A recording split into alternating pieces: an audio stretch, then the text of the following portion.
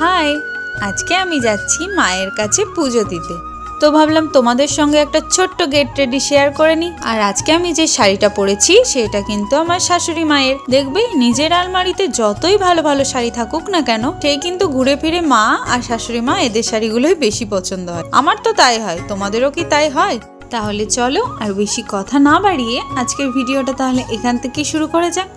So hello everyone, again welcome back to my channel. তোমরা সবাই কেমন আছো? আশা করছি সবাই খুব ভালো আছো, আর ঈশ্বরের কৃপায় আমিও ভীষণ ভালো আছি। তোমরা তো দেখতেই পাচ্ছ আমি খুবই সুন্দর একটা পিওর খাদি কটনের সাদা লাল পাড় শাড়ি পরে নিয়েছি, আর তার সঙ্গে মানানসই একটা ব্লাউজ, আর তার সঙ্গে মানানসই সামান্য একটু মেকআপ করছি। মেকআপ বলতে ওই যে আমার সানস্ক্রিন, আর তার সঙ্গে একটু ফাউন্ডেশন আর কম্প্যাক্ট পাউডার, আর চোখগুলোকে একটু টানা টানা করার জন্য এই একটু কাজল। ব্যাস এটুকু মেকআপই যথেষ্ট আমি মনে করি দিনের বেলায় বেরোনোর জন্য। আর যেহেতু দিনের বেলা, তার জন্য আমি কোনো লিপস্টিক পরিনি, দিয়েছিলাম লিপ বাম, আর তার সঙ্গে পরে নিয়েছিলাম একটু মোটা করে সিঁদুর। আমি কিন্তু বরাবরই একটু মাথা ভর্তি করে সিঁদুর পরতেই বেশি পছন্দ করি। আর তার সঙ্গে এই সিঁদুরের একটা ছোট্ট টিপ। কেমন লাগছে আমার সাজটা? ভালো লাগছে তো? তারপর আমার আর সেরকম কোনো ভিডিও ক্লিপ নেওয়া হয়নি, যেহেতু ওই যে প্রতিবারের মতো এবারও আমি একটু দেরি করে ফেলেছিলাম। আমি তখন ভাবছিলাম যে আমি দেরি হয়ে গেছি, কিন্তু আমার গন্তব্যে পৌঁছে দেখছি যে না, আমি অনেকটা সময়ের আগেই চলে এসেছি। আর আমি কোথায় যাচ্ছিলাম, কোন মায়ের পুজোতে, তোমাদের তো বলাই হয়নি। আর এই যে উপকরণ দেখে আশা করছি তোমরা বুঝতেই পেরে গেছো, আমি গেছিলাম মা সন্তোষীর পুজো করতে। আমাদের বিয়ের আগে আমার বর এই মায়ের কাছে মানত করেছিল, তার মনের ইচ্ছে জানিয়ে। মা সেই মনের ইচ্ছে পূরণ করে দেওয়ায় আমরা এই 2 বছর হলো মায়ের কাছে পুজো দিচ্ছি। এর আগের বছরও করেছিলাম, আর এই বছর। এই মা কিন্তু ভীষণ জাগ্রত, ভীষণ নিষ্ঠাভাবে মন থেকে ডেকে মাকে পুজো করতে হয়। আর এই মায়ের পুজোতে তো বেশি কিছু প্রয়োজন হয় না, প্রয়োজন হয় গুড়, ছোলা আর একটা নারকেল, আর মায়ের ওই যে আলতা সিঁদুর আর ধূপকাঠি আর একটা মোমবাতি। আর সেরকম কিছুই মায়ের পুজোতে প্রয়োজন হয় না। আর মায়ের মন্দিরে এসে দেখি এবছরের থিম ছিল অপারেশন সিঁদুর। আর এই পুজোটা হয়ে থাকে লালবাগ সদর ঘাটে যে অনুকূল ঠাকুরের আশ্রমটা বা মন্দিরটা রয়েছে তার একদম পাশেই বা সামনেই। তোমরা পারলে একবার এসে এই মায়ের দর্শন করে যেও। আর এই যে ঠাকুরমশাই এখন চললো মায়ের ঘট নিয়ে জল ভরতে। পাশেই যেহেতু মা গঙ্গা রয়েছে, আর এই যে দেখো চলেও এসেছি, দুপা আসলেই তো মা গঙ্গার। আর ওই যে বললাম সদর ঘাটে যেহেতু পুজোটা হচ্ছিল, একদমই পাশেই গঙ্গা। তো এখানে আমরা চলে এসেছিলাম সবাই মিলে, যতজন আমরা উপস্থিত ছিলাম সবাই মিলে এসেছিলাম। তারপরে আমরা জল ভরে চলে যাই মন্দিরে। আর মন্দিরে এসে মাকে এখন মালা পরানোও হয়ে গেল। আর তারপরে সবাই এখানে আমরা ধূপ আর দীপ দিয়ে নিচ্ছিলাম মাকে মনের ইচ্ছে জানিয়ে।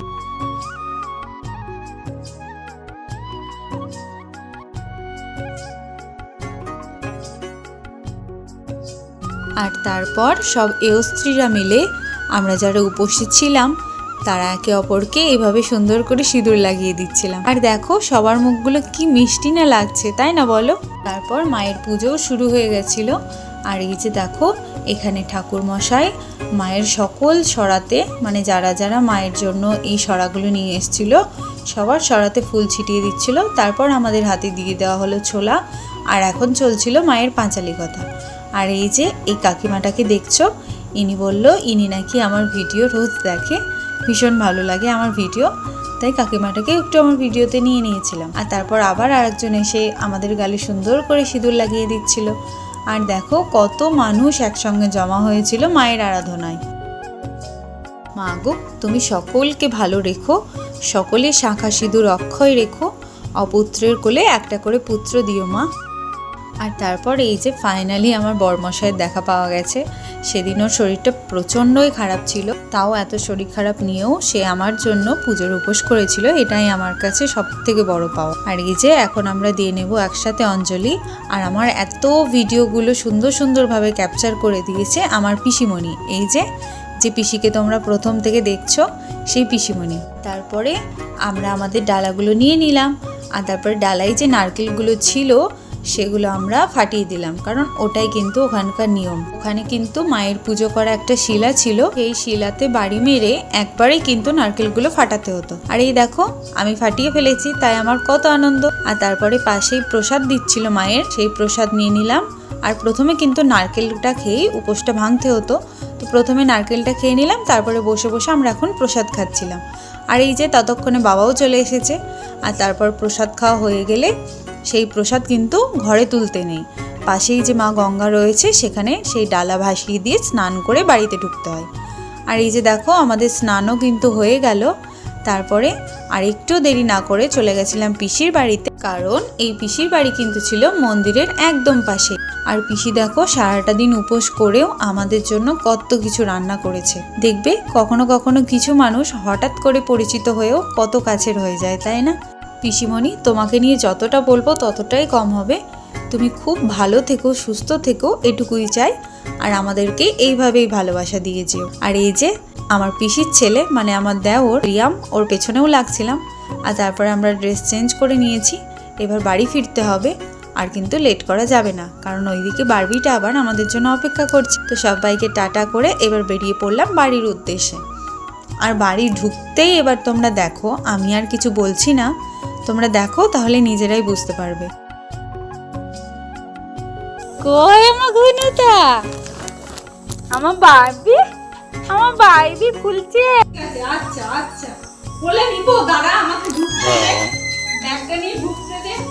বলে চাম্পা, বলে চাম্পা, ওরে বাবা, ওরে বাবা, বলে নিবটা কি করে বলো তো আমি ওকে? দেখো আমার গুনি তো হ্যাঁ, বারবি ঠিক আছে আচ্ছা আচ্ছা আচ্ছা এগাতে দে, আমাকে এগাতে দে। একটু ধরো ফোনটা, বাবা দেখছিস, আমাকে এগাতে দে।